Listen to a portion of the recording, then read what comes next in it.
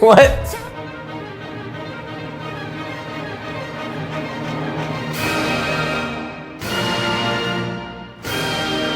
Are you guys ready to wee in? I am very much ready to wee in. Once you wee in, you can't wee out. Don't they always say that? Is this a contract? I need my legal team here. Before we begin this reaction, I'd like to thank our supporters that provide us the funding to film and edit this video. Since we are unable to monetize any of our React videos uploaded to this channel, it is our Patreon that provides us the funding to continue making our channel bigger and better. We have a lot of interesting and exclusive content uploaded to our Patreon, which includes uncut reactions to this song, reactions to Japanese releases, live stages, games, and more. Many thanks to those who are able to support us. Now it's time to start the video. Alright, so you're now reacting to the solo artist Hwee from the girl group MAMAMOO and her comeback Make Me Happy off of her 2022 album Hwee. Hwee. The title Hwee has a double meaning. It is both part of Hween's name and the sound of a rushing breeze. Sorry. Jason always... We're getting into a fight. Jason always tries to fight me, but I have a black belt in Taekwondo. That's actually true. Why do you even try, Jason?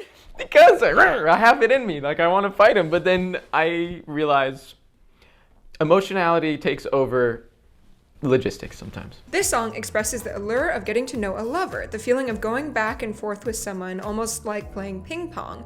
Hween commented that this song has a similar vibe to Alice in Wonderland because in it, she tumbles down a rabbit hole into a whole new universe chasing after a butterfly. About the symbol of butterfly, Hween says, "My mother was the first to give me this idea of the butterfly as someone she saw as a part of me. A butterfly flies freely but surely towards a destination with determination." The song is composed by Ravi, Shido, Puff, Sam Klempner, Asia Whitaker, and John Aiden. Make me happy, don't you know? How does he move his nose? That's what I'm curious about. Oh, yeah. Ready? Yeah. 3, 2, 1, click.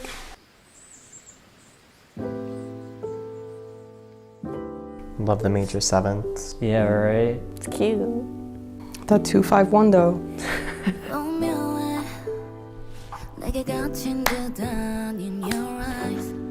I like her voice. Love her timbre. Yeah.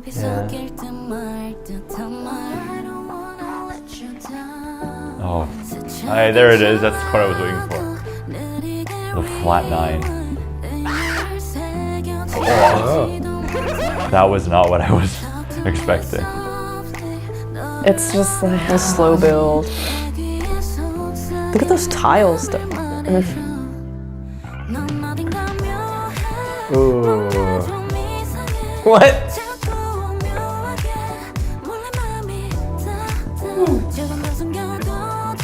Love the bass sound.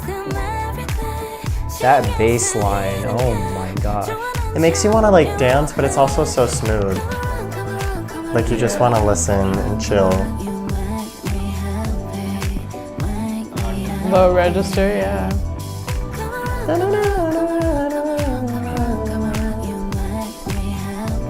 That is good writing.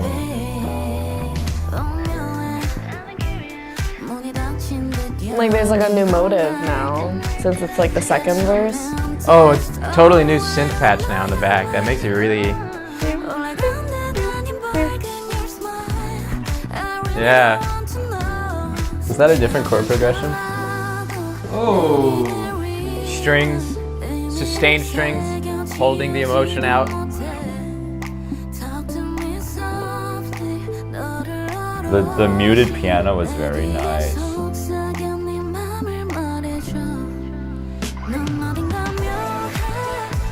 Oh, and then we get another new synth. Oh, yeah.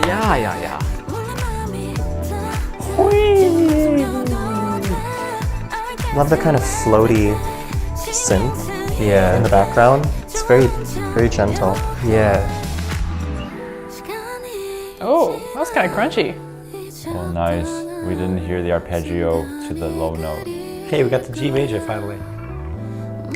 Now it's a snap with a lot of reverb as opposed to just... Yeah, this is great. Really good instrumentation. I love how like overdriven the fills are. That little hint of guitar. Yeah, the rhythm guitar on the right pandier is just so great now that it's added in.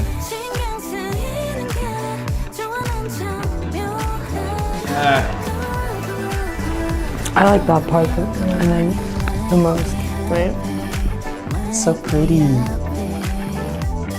Ooh, cool guitar line in the left channel.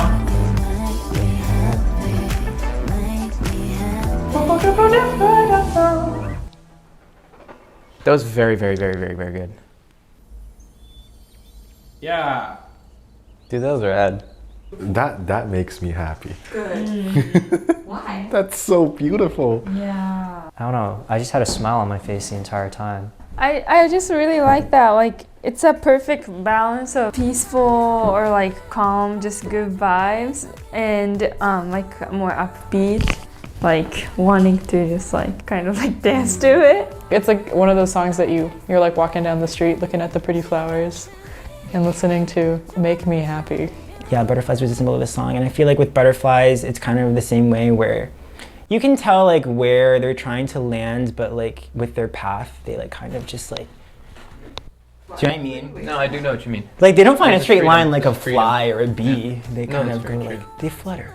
There's a And this freedom. song made me feel like I was fluttering. Yeah. Her sound was very airy and ethereal. It was almost like a flute. It reminded me of a flute.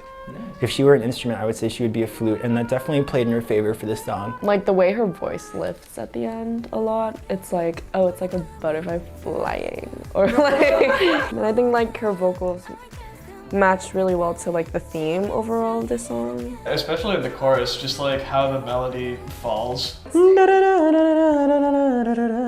It's so pleasing to listen to. Fun, it's flirty, it's bouncy, you know?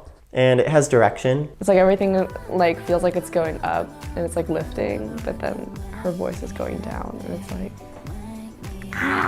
Yeah, it kind of, it sounds like effortless, I feel like. The way that the chorus was written too, it's not like super extraneous and it's not really trying to be. It's like really well within her register and she's kind of like repeating phrases. It's like speak singing in a way almost. I think as like a solo song, it like showcased a lot of her voice. Like when you have the come around part, it has like the more like head voicey part. And then in the verses, she can go pretty like in the alto range. It was like really paced well. It wasn't like out the gate super energetic. You know, like that first bit of groove like really completely surprised us. We're just like, oh shit, drum beat.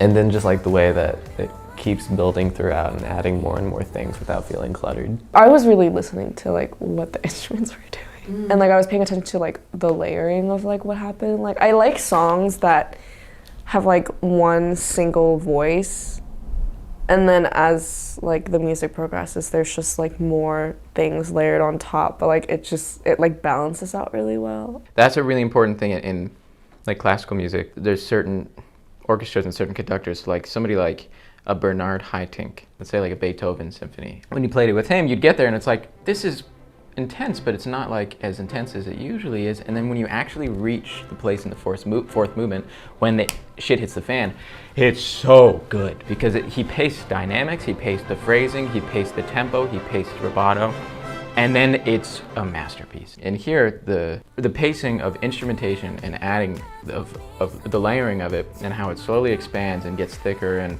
you know, rhythm guitar adds a little bit here and a little there, and then you get a different synth sound that's a little more articulate, and then but the piano is still acoustic and separated chords, so it's not just fully legato, and then a string synth, things that just slowly expand it. It was nice that it was like a slow build, like in the beginning, like what you were saying. But then after that, I felt like it kind of just like stayed there and never like went back down or like went back up. I think they could have had maybe different groupings of instruments instead of like bass, piano, and then adding more stuff until it becomes larger.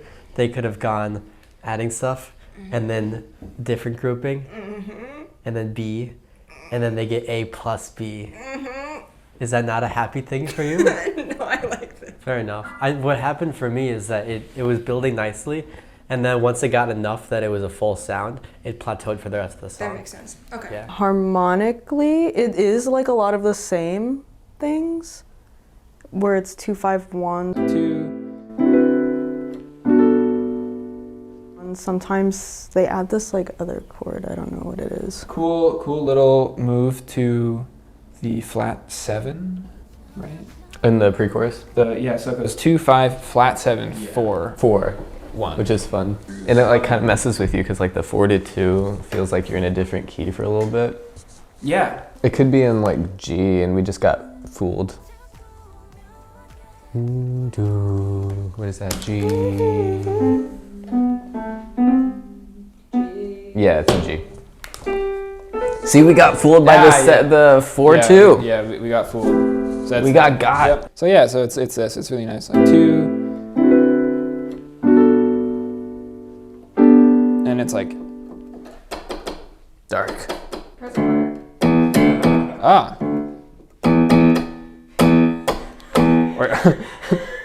we have E, but only fortissimo. Okay. Love this song. We'll do that one. Oh yeah. Nice. But yeah, and then in the pre-chorus. Yeah, it's like this, same like 2, 5, and then it goes to this chord, F, going to C, and to A minor. Yeah, it's cool though. And then it goes to A minor. It's like really cool. I love that. It's like a cycle. It's like a cyclical chord progression. You know, this thing. But then sometimes it's kind of the same, and then goes there instead. It's like, whoa. It was like they had a main theme, which was the 2-5-1-G, and it sometimes happened, but usually didn't. And usually it either went to the darker world, which was going to F and then C, which is in the dark side of the circle of fifths, or it went around to the light side of the circle of fifths when she did an E major chord instead. Right? And then sometimes they go here, and then they go a little... They do this clever thing where you're not sure if it's major or minor. They do that, but then they kind of go down. Right, that's pretty cool. I like this. This is very cool. I don't think the chords I played were correct, though. There's something missing. No, it was that. Okay. I guess we're missing Huyen's voice. Yeah. Which helps title. Oh my god.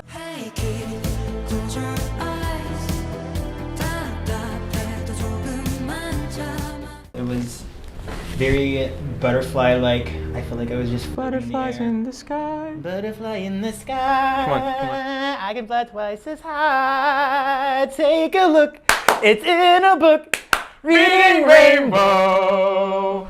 I can go anywhere. Anyway, we're done. Sorry.